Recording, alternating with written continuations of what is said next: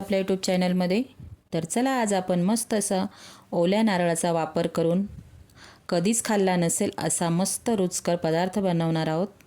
बनवायला एकदम सोपा, कमी वेळेत तयार होणार आहे आणि तुम्ही हा सकाळच्या नाश्त्यासाठी किंवा लहान मुलांच्या टिफिनलाही देऊ शकता मैत्रिणींनो, किंवा सकाळच्या नाश्त्यासाठी बनवू शकता. गोडाचा असल्यामुळे आपण हा पदार्थ सणासुदीलासुद्धा बनवू शकतो. तर चला मैत्रिणी, आपण रेसिपीला सुरुवात करूया. इथे मी काचेचा मोठा बाऊल घेतलेला आहे. आता याच्यामध्ये 1 वाटी रवा टाकून घेतलेला आहे. मापाची आपल्याला एकच वाटी ठेवायची, सगळं साहित्य आपण त्याच वाटीने घेणार आहोत. तर एकच वाटी वापरायची आहे. 1 वाटी मी रवा टाकून घेतलेला आहे. जाड किंवा खूप बारीक असा रवा नाही आहे, मीडियम साईज रवा आहे. तुम्ही ते बघू शकता, खूप बारीक पण नाही, जाड पण नाही. रवा चांगल्या क्वालिटीचा घ्या. त्यानंतर आपण 1 वाटी दूध टाकणार आहोत त्याच्यामध्ये. 1 वाटी रवा घेतलेला आहे, त्यासाठी त्याच मापाने आपण इथे दुधाचा वापर करणार आहोत. दूध टाकल्यानंतर व्यवस्थित असं सगळ्या रव्यामध्ये दूध मिक्स करून घ्यायचं आहे चमच्याने. तुम्ही बघू शकता, पूर्ण दूध रव्याने शोषलं आहे.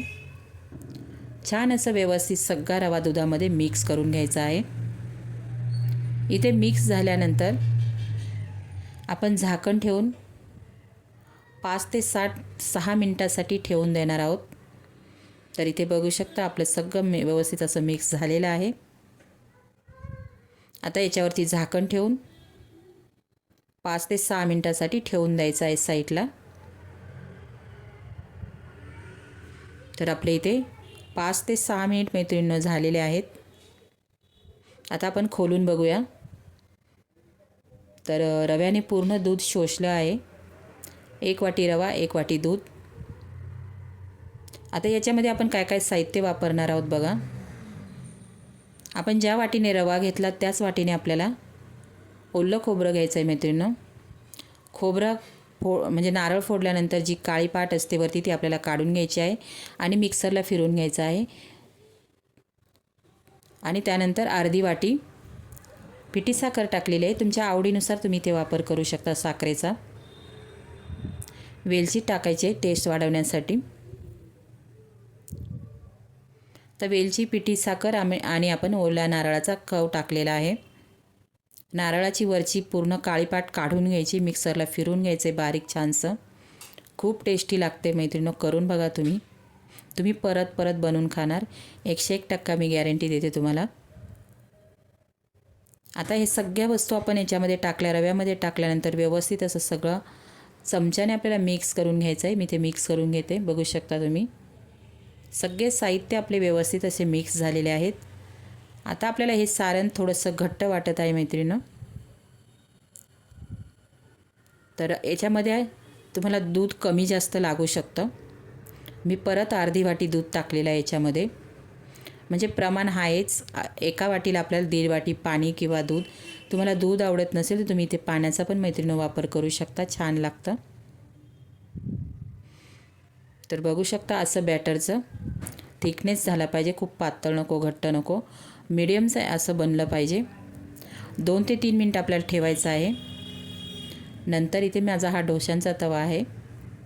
तुमच्याकडे हा नसा, तुम्ही साध्या तव्यावर बनवलं ना तरी चालेल. तर मी तूप टाकून घेतलेलं आहे. तुम्हाला तूप आवडत नसेल तर तेलाचाही वापर करू शकता मैत्रिणींनो. बिलकुलही तव्याला चिपकत नाही.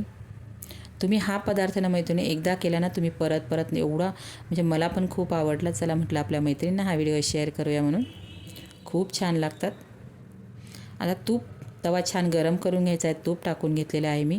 तुम्हाला छोटे मोठे हवे त्याप्रमाणे तुम्ही आकारात बनवू शकता. झाकण ठेवायचं आहे मिनिटभर. आपल्याला लगेच पलटले जातात ते. साईडने थोडंसं मी तूप सोडून घेतले. मस्त तुपावरती खमंग असे भाजून घ्यायचे. आपण जो नारळ मिक्सरला फिरून टाकले नाही मैत्रिणींनो, ते खाताना एकदम मस्त अशी चव येते. तुम्ही कोणाला बनवून दिले ना तर वाटणारही नाही रव्याचे आहेत म्हणून. खूप छान असा गोडाचा पदार्थ मी तुमच्या बरोबर शेअर केलेला आहे मैत्रिणींनो. माझी ही रेसिपी तुम्हाला कशी वाटली मला कॉमेंट बॉक्समध्ये प्लीज सांगायला विसरू नका. प्लीज सांगा मला.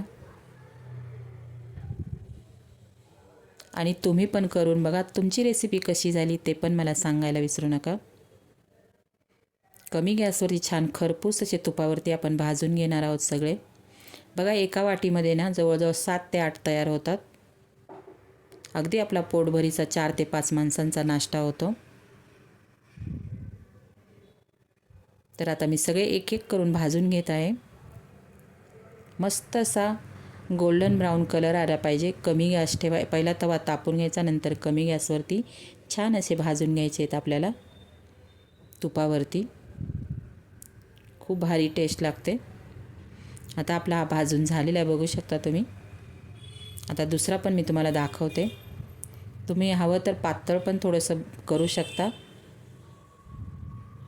आता दुसरा पण मी टाकून घेते. बिलकुलही चिपकत नाही, काहीच नाही. अगदी पलटी मारायचा पण त्रास होत नाही मैत्रिणींनो. करून बघा तुम्ही. तुम्हाला कसे पातळ जाड हवे त्याप्रमाणे तुम्ही बनवू शकता. साईज छोटी मोठी बनवू शकता. आता मी सगळे बनवून घेते. हा मी जरा पातळ बनवला आहे बघा. आता मस्त आपल्याला दोन्ही साईडने तूप लावून छान खमंग असे कमी गॅसवरती भाजून घेणार आहोत मैत्रिणींनो. नक्की तुम्हाला म्हणजे आता हे कसं उन्हाळा चालू आहे, तुम्ही नक्कीच मुलांना बनवून द्या. आणि सगळं पौष्टिक आहे याच्यामध्ये. रवा, आपण नारळ टाकलेला आहे. याच्यामध्ये तुम्ही काजू बदाम बारीक चिरून तेही टाकू शकता. आणि मेन म्हणजे आपण तुपावरती मस्त असे भरपूर तूप लावून खमंग असे भाजलेले आहेत. तुम्ही माझे व्हिडिओ कोणत्या शहरातून गावातून बघतात प्लीज मैत्रिणी मला एक कॉमेंट करा.